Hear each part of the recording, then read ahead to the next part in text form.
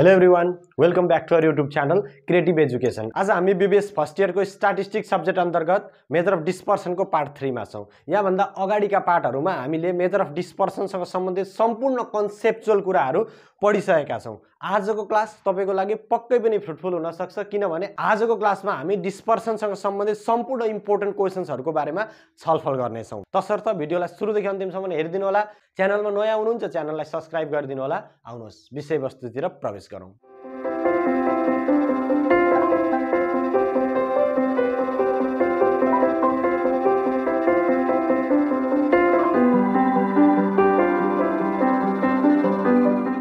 ल मैले यहाँ दुईटा क्वेशन लिएर आएको छु है। यहाँ के भनेको छ भन्दा फाइन्ड द रेन्ज भनेको छ है।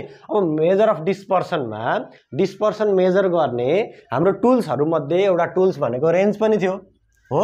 आजको क्लासमा हामी रेन्ज कसरी क्याल्कुलेसन गर्ने, हामीले अस्ति त फर्मुला त पढ्यौं हैन, तर फर्मुला पढ्दैमा हामी त्यसलाई इम्प्लिमेन्ट त गर्न जान्दैनौं हैन। त्यो अर्थमा हामी के त भन्दा आजको क्लासमा रेन्जसँग सम्बन्धित भएर हामी फर्मुला कसरी पुट आउट गर्ने भन्ने कुरा पढौं है त। रेन्ज हामीले के भनेको थियो भन्दाखेरि रेन्ज भन्ने बित्तिकै डिस्टेन्स भनेको थियो नि हो। रेन्ज डिस्टेन्स हो हैन।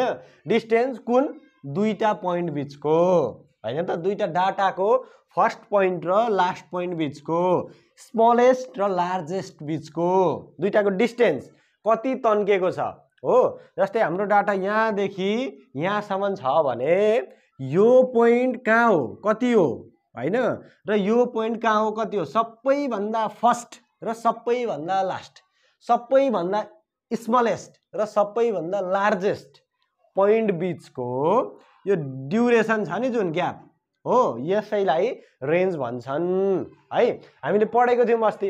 अब रेन्ज निकाल्ने चाहिँ कसरी भन्न त भन्छन्, ठीक छ बुझियो। अब निकाल्ने चाहिँ कसरी हो, आउनु त्यो पनि गरौँ है त। रेन्ज निकाल्न बडो सजिलो छ के, बडो सजिलो छ। रेन्ज भनेको अब हाम्रो यसो हेर्दा त यत्रो डाटा दिएको छ हैन, यो डिस्क्रिट सिरिजको डाटा दिएको छ, यो कन्टिन्युअस सिरिजको डाटा दिएको छ हैन। केही क्याल्कुलेसनै गर्नुपर्ने हो कि ठुलै बाइ केही पर्ने हो कि केही नै पर्दैन। रेन्ज एकदमै सजिलो छ। हाम्रो रेन्ज भनेको के हो, रेन्जको दुईटा भ्यालु हुन्छ, यो त हामीले बिर्सिनु हुँदैन है कहिले पनि। रेन्जको एब्सोल्युट भ्यालु र रिलेटिभ भ्यालु हुन्छ। एब्सोल्युट भ्यालु भनेको के हो, हाम्रो जुन युनिटमा छ त्यही युनिट भनेको छ हो। रिलेटिभ भ्यालु भनेको के, पर्सेन्टेजमा देखाउने हो, यो युनिट हुँदैन, यसको पर्सेन्टेज हुन्छ, बस सक्यो है। अब रेन्जको एब्सोल्युट भ्यालुलाई रेन्ज भन्छ। रेन्जलाई कसरी देखाइन्छ, एल माइनस एस, यति मात्रै हो नि। ल अब ए नम्बरको निकालौं त। के हुन्छ रेन्ज भनेको, एल भनेको लार्जेस्ट भ्यालु,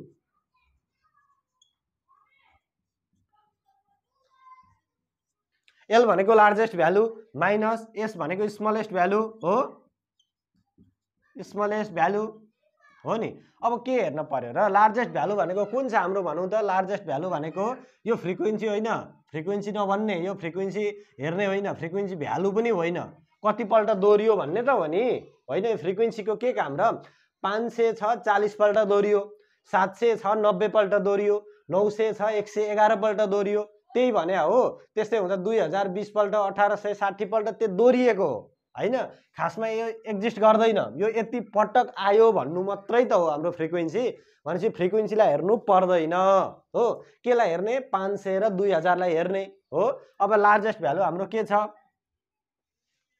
2000 छ हो। Largest value 2000 minus smallest value 500 हो। हाम्रो रेन्ज इज इक्वल्स टु कति भयो त, 2000 माइनस 500 1500। 1500 इज आवर हो रेन्ज। यति इजी पो छ त रेन्ज त, साह्रै इजी हो। यो हामीलाई 2 मार्क्समा आउन सक्छ है त। ल अब कोएफिसिएन्ट अफ रेन्ज, यसको कोएफिसिएन्ट अफ रेन्ज निकालौं। कोएफिसिएन्ट अफ रेन्ज के हुन्छ, L minus S by L plus S हो। कोएफिसिएन्ट अफ रेन्ज यति नै हो। अब एल माइनस एस हाम्रो के आएको छ, एल माइनस एस भनेको त रेन्ज हो, यही हाम्रो 1500 हो। 1500 बाई एल प्लस एस भनेको कति हो, 2000 प्लस 500 हो। 2500 भनेको 1500 बाई 2500 कति आयो हाम्रो, ल क्याल्कुलेसन गर्नु त, 0.6 हो। Therefore range is equals to, range is 1500 and coefficient of range coefficient of range is 0.6 यति लेख्यो भने हाम्रो कम्प्लिट है त। ल अब 2 नम्बर हेरौँ त। यहाँ कन्टिन्युअस सिरिज दिएको छ। अब कन्टिन्युअस सिरिज भए पनि डिस्क्रिट सिरिज भए पनि त्यसले हामीलाई खासै फरक पर्दैन है। हामीलाई चाहिने भनेको के हो, सबैभन्दा सानो भ्यालु हो। सबैभन्दा सानो भ्यालु हाम्रो के छ, फ्रिक्वेन्सी त टोटली इग्नोर, फ्रिक्वेन्सीको कामै छैन रेन्जमा हो। हाम्रो स्मलेस्ट भ्यालु 50, लार्जेस्ट भ्यालु 100 हो। अब निकाल्नु range, range is equals to L minus S. यो भनेको कति, 100 माइनस 50, यो भनेको 50। रेन्ज त हाम्रो 50 रहेछ हो। अब coefficient of range, coefficient of range के हुन्छ, कोएफिसिएन्ट अफ रेन्ज भनेको हाम्रो L minus S by L plus S.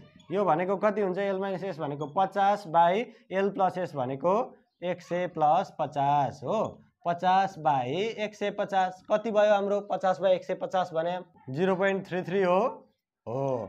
Therefore the range is 50 and the coefficient of range is 0.33 है। ल हामीलाई इक्जाममा आयो भने, डाटा आयो भने पनि यस्तै किसिमको डाटा आउँछ है। रेन्जमा यहाँ भन्दा पृथक कुनै पनि त्यस्तो क्वेशन्स आउँदैन। रेन्ज एकदमै सजिलो छ, यसबाट लङ क्वेशन्स आउँदैन है। हामीलाई 2 मार्क्सको सर्ट क्वेशन्स आउन सक्छ। त्यो हुँदा तपाईले यो फर्मुला एल माइनस एस र L minus S by L plus S यति फर्मुला दुईटा जान्नुभयो भने रेन्ज तपाईहरुले क्याल्कुलेसन गर्न सकिहाल्नुहुन्छ है।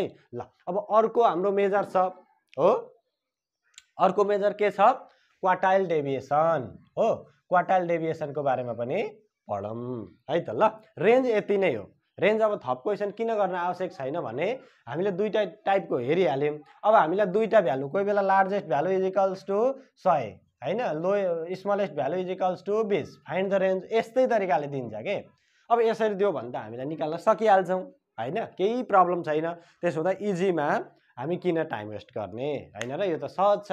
अब अर्को बरु अप्ठ्यारोलाई बरु हामी अलि बढी टाइम दिन्छौं है त। ल अब क्वार्टाइल डेभिएसन है त।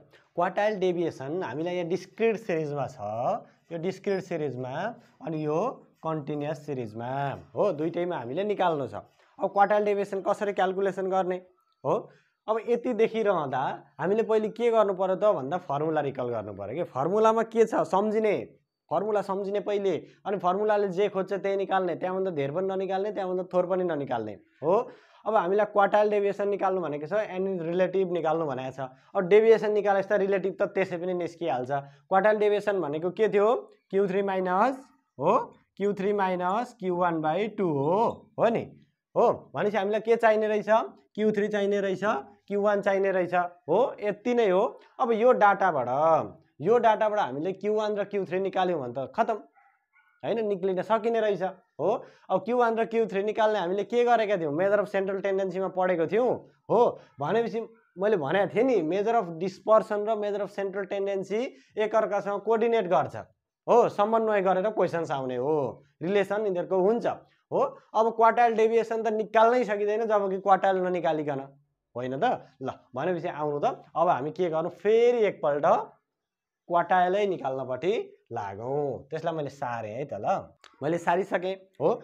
अब यसमा हामीलाई के निकाल्नु छ, Q1 र Q3 निकाल्नु छ। अब हामीले अघिल्लो च्याप्टरमा पनि पढेको, हामीले गर्दै आएको हो हैन। Q1 र Q3 निकाल्नलाई के निकाल्नु पर्छ, पहिले CF चाहिन्छ हो, CF चाहिन्छ। अब Q1 भनेको के हो, Q1 भनेको n + 1 बाई 4 हो, TH टर्म हो नि हो। अब यी डिस्क्रिट सिरिज हुँदा केमा हेर्ने, CF मा हेर्ने, यो त हामीले पढेको छौं हो नि। अब यति हामीलाई थाहा भइसके पछाडी अब के गर्ने, हामी CF निकाल्छौं, किनभने हामीले CF चाहिन्छ हो। चाहिने हामी एक एक गर्दै निकाल्दै जान्छौं है त। ल CF पनि मैले जोड्न भ्याइसके। ल अब Q1 निकाल्ने, Q1 इज इक्वल्स टु के हुन्छ, n + 1 बाई 4 TH टर्म हो नि। अब यो किन 4 लेखेको, किन के गरेको, यो फर्मुला कसरी आयो भन्ने कुरा हामीले अगाडिको च्याप्टरमा, अगाडिको भिडियोमा हामीले हेरिसकेका छौं है। ल अब हामी सिधै फर्मुला मात्रै लाउँछौं। n भनेको कति छ, 389 + 1 बाई 4 TH टर्म हो नि। अब कति टर्म आयो हाम्रो, क्याल्कुलेसन गर्नु त, 97.5 हो। 97.5 टीएच टर्म हो नि। अब यो भनेको कहाँ पर्यो हेरौँ त 97.5 छ, यहाँ त 109 छ, यो 49 को बिचमा पर्यो भनेपछि हाम्रो Q1 इजिकल्स टु कति हुने भयो त Q1 इजिकल्स टु 9। ल अब के गर्ने हामी फर Q3 हो नि, फर Q3 के हुन्छ, फर Q3 भनेको हाम्रो त्यही त हो n + 1/4 हो इन्टु 3 यता अगाडि हुन्छ, यति मात्रै फरक हो होइन त। ल अब के हुन्छ यसलाई क्याल्कुलेसन गरौँ त, यसलाई भ्यालु राखेर 389 + 1/4 टीएच टर्म हो नि, यति टर्म। अब कति हुने भयो 292 टर्म, यति टर्ममा हाम्रो के पर्ने रहेछ Q3 पर्ने रहेछ। अब 292 भनेपछि कहाँ जानु पर्यो हामीले हेर्न, 279 292 भनेपछि यहाँ बिचमा पर्यो भनेपछि हाम्रो Q3 के रहेछ 15, Q3 इजिकल्स टु 15 थाहा भयो हो। यसरी निकाल्न पर्यो कि। अब हामीलाई निकाल्नु भनेको चाहिँ के, हामीले निकाल्नु पर्ने त क्वार्टाइल डेभिएसन हो नि त। हामीले यो क्वार्टाइल पत्ता लगाउनु त हाम्रो उद्देश्य होइन, हाम्रो उद्देश्य त क्वार्टाइल डेभिएसन निकाल्नु हो। अब त्यो भएकाले गर्दा क्वार्टाइल डेभिएसनको फर्मुला लगाइदिउँ Q3 - Q1/2 हो, सेमी क्वार्टाइल रेन्ज हो नि त क्वार्टाइल डेभिएसन भनेको हो। भनेपछि हाम्रो के भयो Q3 भनेको हाम्रो आएको छ 15 हो, Q1 हाम्रो आएको छ कति 9 हो, बाई 2 गर्दा कति हुन्छ 9 6 15 6/2 हो is equals to 3। Our quartile deviation is 3 हो। यसरी हामी क्याल्कुलेसन गर्छौँ। इजी छ, केही छ यहाँनिर अप्ठ्यारो त्यस्तो साह्रो गाह्रो केही छैन है त। ल अब हामी यो कन्टिन्युअस सिरिजमा पनि निकाल्छौँ। निकाल्ने शैली त यही हो। अब हामीलाई क्वार्टाइल डेभिएसन निकाल्नु भनेको छ भने यो पनि टु मच इजी है। अब क्वार्टाइल भनेको त्यस्तो घुमाई फिराई यताउता त्यसरी दिने भन्ने हुँदैन हो। क्वार्टाइल भनेपछि या त हामीलाई इन्डिभिजुअल सिरिज दिने हो, या त डिस्क्रिट सिरिज दिने हो, या त कन्टिन्युअस सिरिज दिने हो। अनि तीनैवटा सिरिज मध्ये हामीले क्वार्टाइल निकाल्न हामीलाई थाहा भइहाल्छ। अनि क्वार्टाइल निस्किसकेपछि त क्वार्टाइल डेभिएसन इज इजी हो, त्यही त हो फर्मुला। ठिक छ। ल अब हामी कन्टिन्युअस सिरिजमा पनि गरेर हेर्छौँ है त। अब मैले यहाँनिर त्यो कन्टिन्युअस सिरिजको डाटालाई यहाँ सार्न भ्याइसकेँ है त। ल अब कन्टिन्युअस सिरिज डाटाबाट हामीले के निकाल्नु छ quartile deviation and it's relative होइन, रिलेटिभ मेजर। अब क्वार्टाइल डेभिएसन भन्ने बित्तिकै अगाडिको क्वेसनमा जस्तै त हो Q3 - Q1/2 यति मात्रै हो। हामीलाई चाहिने रिक्वायरमेन्ट के हो Q3 र Q1 हो कि होइन, Q3 र Q1 रिक्वायरमेन्ट हो। त्यसैले हो अब हामी के पत्ता लगाउँछौँ Q3 र Q1 पत्ता लगाउँछौँ। For Q1 n/4 TH term हो नि, n/4 भनेको कति हुने भयो हाम्रो n भनेको 500 छ हो, यो 500 भन्नु नै यो 500 हो, 500 छ 500/4 इजिकल्स टु कति हुने भयो 125 हुने भयो, 125 टर्म हो, 125 टर्म। अब 125 पर्यो भने Q1 कुन क्लासमा लाइज भयो, Q1 कुन क्लासमा लाई गर्यो हेरौँ त। 125 वाला चाहिँ हाम्रो Q1 अरे भनेपछि 150 यो 65 भन्दा माथि 150 हो भनेपछि 200 देखि 300 यो क्लासमा लाई गर्यो। देयरफोर Q1 लाइज बिट्विन 200 देखि 300, 200 देखि 300 को बिचमा पर्छ हो। ठिक छ। अब यतिको बिचमा पर्छ भने हामी के निकालौँ Q1 निकालौँ। एक्चुअल Q1 चाहिँ कति हुन्छ त भन्दा हाम्रो के छ फर्मुला L + n/4 - CF हो बाई F इन्टु H, यही हो नि हाम्रो Q1 निकाल्ने हो। ठिक छ। अब हामी L भनेको के गरौँ, यही लोएस्ट त हो, लोएस्ट भनेको 200 प्लस n/4 भनेको हाम्रो कति हुन्छ, n/4 भनेको यही छ हाम्रो 125 हो। अब CF कसको अर्काको हो, यो 65 हो, 65 घटाइदिने बाई F कसको आफ्नै 85 हो, 85 इन्टु एज भनेको हाम्रो ड्युरेसन कति छ 100 हो नि। यो क्याल्कुलेसन गर्नु त 270.59 आउने रहेछ हाम्रो Q1 हो। अब Q3 पनि चाहिएको छ हामीलाई, यहीँबाट निकाल्दिउँ।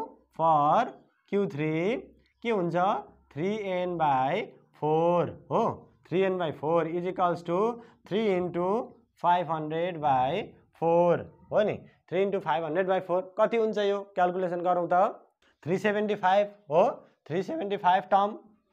अब यति हो भने 375 टर्म हो भने अब हाम्रो कुनमा पर्ने रहेछ 375 भन्ने बित्तिकै 380 यहाँ छ हो 380 भन्दा सानो भयो 375 भनेपछि हाम्रो यो क्लासमा Q3 लाइज गर्ने रहेछ हो therefore Q3 lies between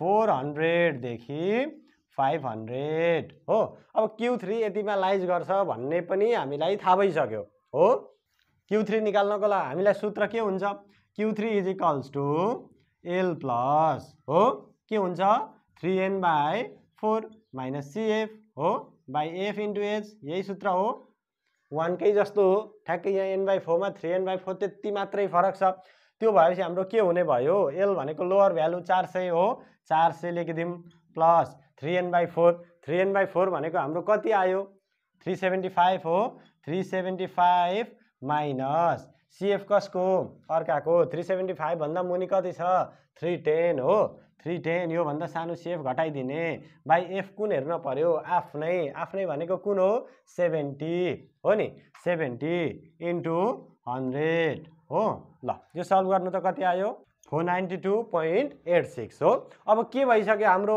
QR पनि पत्ता लगाइसक्यो हो Q3 पनि पत्ता लगाइसक्यो अब क्वार्टाइल डेभिएसन छ क्वार्टाइल डेभिएसन त इजी अब केही छैन quartile deviation is equals to Q3 minus Q1/2 यो के सेमी क्वार्टाइल रेन्ज हैन त ल ठीक छ Q3 भनेको हाम्रो कति आयो 492.86 माइनस हाम्रो Q1 कति छ 270.59 बाई 2 हो अब Q1 यो घटाउँदा कति भयो सल्भ गर्नु त 111.14 is our answer is our quartile deviations हो अब के भनेको छ हामीलाई इट्स रिलेटिभ मेजर पनि भनेको छ रिलेटिभ मेजर हामीले अब्सोल्युट मेजर त निकालिसक्यौं हो अब हामीलाई रिलेटिभ मेजर निकाल्न छ रिलेटिभ मेजर भनेको हाम्रो के हुन्छ के हुन्थ्यो रिलेटिभ मेजर relative measure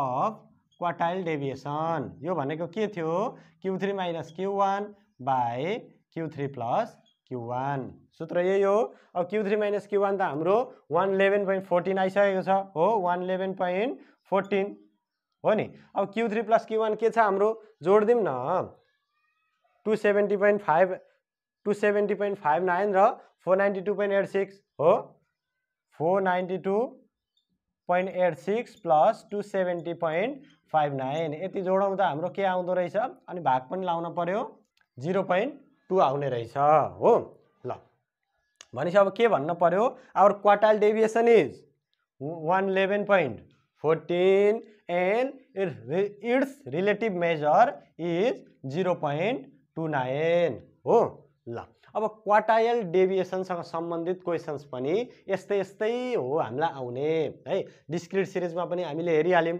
हो कन्टिन्युअस सिरिजमा पनि हामीले हेरिहाल्यौं अब डिस्क्रिट सिरिज आए पनि कन्टिन्युअस सिरिज आए पनि हामीले पहिले क्वार्टाइल डेभिएसन हो निकाल्ने क्वार्टाइल डेभिएसन त हामीले धेरै पल्ट भइसक्यो निकालेको हैन मेजर अफ सेन्ट्रल टेन्डेन्सीमा पनि हामीले क्वार्टाइल डेभिएसन निकाल्यो हो क्वार्टाइल निकाल्यो अनि क्वार्टाइल निकालिसके पछाडी हो नि क्वार्टाइल निकालिसके पछाडी हाम्रो क्वार्टाइल डेभिएसन निकाल्ने हो अब क्वार्टाइल डेभिएसनको लागि त हाम्रो सूत्र यो सूत्र छँदैछ क्वार्टाइल डेभिएसनको लागि अनि यो सूत्र छँदैछ यसको रिलेटिभ मेजरको लागि हो यति भएदेखि क्वार्टाइल डेभिएसन पनि सक्यो है त